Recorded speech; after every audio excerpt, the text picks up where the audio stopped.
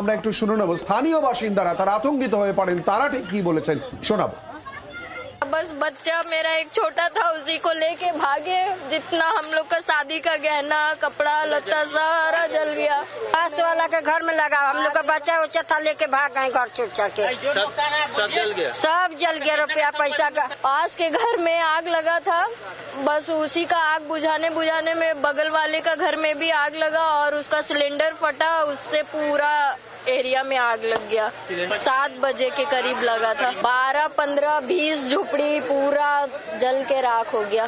Gas फटने की वजह से आग लग गया है। बहुत संपत्ति के सामान हम लोग का नुकसान हो गया है। गहना गुड़िया 4-5 लाख का हम लोग को लॉस हो गया है। इसमें जर के पूरा तो भस्म निकाल नहीं पाए हैं, अपना देह बचा के भागे।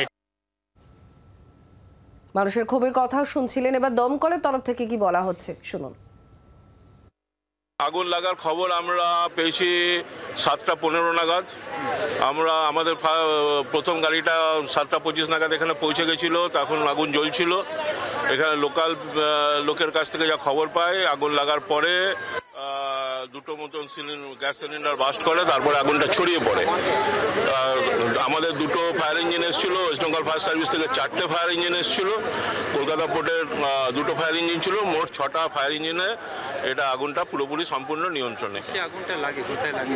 মেনলি এগুলো যেগুলো আনঅথরাইজড ঝুবড়ি ছিল সেগুলোতেই লেগেছিল। কেউ আহত হয়েছে? না, আহত বা কোনো নিহতের ব্যাপার এখানে সিলিন্ডার ফাটার কোনো বিষয়? হ্যাঁ, সিলিন্ডার এখানে লোকাল লোকের কাছে শুনতে পেয়েছি, দুটো মতন এলপিজি সিলিন্ডার বাস্ট করেছে। আপনারা কিছু পেয়েছেন এরকম সিলিন্ডার? না, আমরা আসার পরে কোনো কিছু সিলিন্ডার বাস্ট করেনি।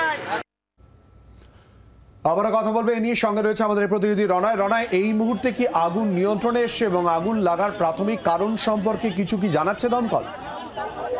দেখো, এই মুহূর্তে আগুন নিয়ন্ত্রণে এবং আগুন ছড়িয়ে পড়ার কোনো সম্ভাবনা নেই। তবে প্রাথমিকভাবে দমকল কর্মীরা জানার চেষ্টা করছেন যে ঠিক কিভাবে আগুন লেগেছে, কারণ স্থানীয় বাসিন্দাদের কাছ থেকে তারা জানতে পেরেছেন যে দুটি সিলিন্ডার ব্লাস্ট করেছে। কিন্তু প্রথম ঝুপড়িতে যখন আগুন লাগে আর সেখানে শর্ট সার্কিটের জেরেও আগুন লাগতে পারে, এমনটাই প্রাথমিকভাবে দমকল কর্মীরা মনে করছেন। একই সঙ্গে তারা মনে করছেন প্রথমে ঝুপড়িতে আগুন লাগে, যখন আগুন ছড়াতে শুরু করে তারপরেই কোনো না কোনো সিলিন্ডার ব্লাস্ট করেছে। যদিও ফরেন্সিক আধিকারিকরা আসবেন, এখানে নমুনা সংগ্রহ করবেন, তারপরই পরিষ্কার হবেন বা নিশ্চিত হবেন দমকল কর্মীরা ঠিক কিভাবে এই বস্তিতে আগুন লেগেছিল। পুলিশ সূত্রে অবশ্য জানা যাচ্ছে আগুন লাগার জেরে হতাহতের কোনো খবর নেই। গোটা বিষয় তারা তদন্ত করে দেখছেন। শিলাদিত্য, রনয়ের সঙ্গে থাকো।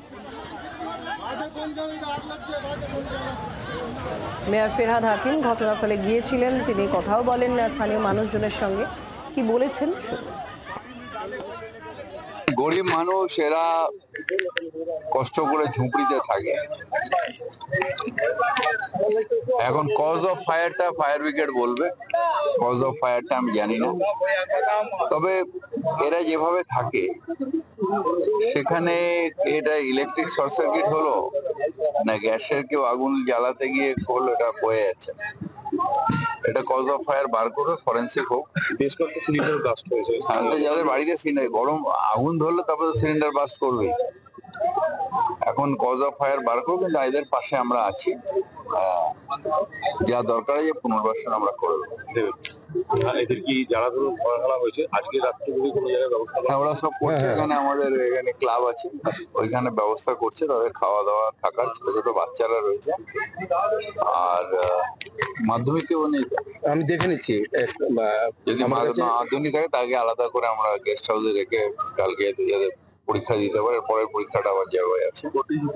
আনুমানিক কতগুলো সব মিলিয়ে কটা ঝুঁকি হবে? 30 হবে। 30টা ঝুঁকি। দাদা, কলকাতা শহরে পরপর যে ঝুঁকিতে আগুন লাগে, কি প্রোটেকশন নেওয়া? সাধারণ মানুষ দেখুন, এখানে ব্যাপারটা হচ্ছে যে এগুলো তো আনঅর্গানাইজ সেক্টর। এখানে কোথায় কে রয়েছে এটা বোঝা মুশকিল আছে।